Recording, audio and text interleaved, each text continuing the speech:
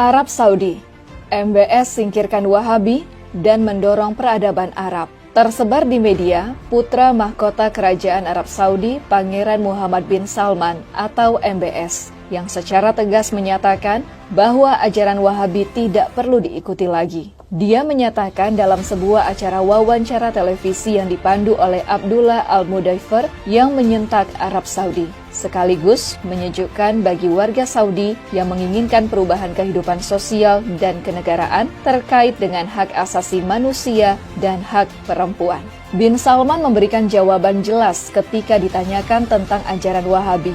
بأنه النفط سوف يتكفل بكل احتياجاتنا في المملكة العربية السعودية.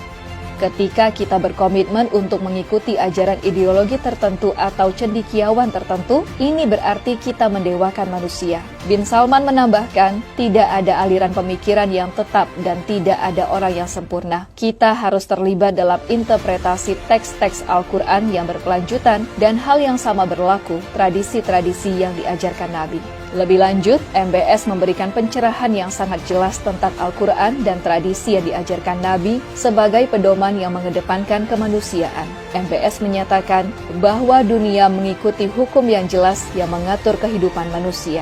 Peran kami para penguasa Saudi, kata MBS, adalah untuk memastikan semua hukum yang disahkan di Arab Saudi tidak bertentangan dengan kepentingan kita Arab Saudi, untuk menjaga keamanan dan kepentingan warga negara dan untuk membantu dalam pembangunan dan kemakmuran negara. Jadi, undang-undang disahkan berdasarkan prosedur tersebut dan harus sesuai dengan konvensi internasional. Kegelisahan Arab Saudi terhadap Wahabi dipicu oleh 3 kegelisahan. Pertama, hilangnya peradaban asli Arabia dengan berbagai fatwa Wahabi yang bertentangan dengan kemanusiaan. Kedua, oleh geopolitik internasional yang tidak lagi membutuhkan Wahabi. Ketiga, modernisasi dan internet yang mengubah pandangan warga Saudi sebagai warga negara. Khalid Al-Dakhil, sejarawan dan intelektual Arab Saudi menyebut dengan jelas, Wahabi mengajarkan orang Saudi menjauhi sejarah negara yang jauh lebih besar dari sekedar Wahabi. Khalid Al-Dakhil dalam podcast bersama Abdur Rahman Abu Mali menyatakan,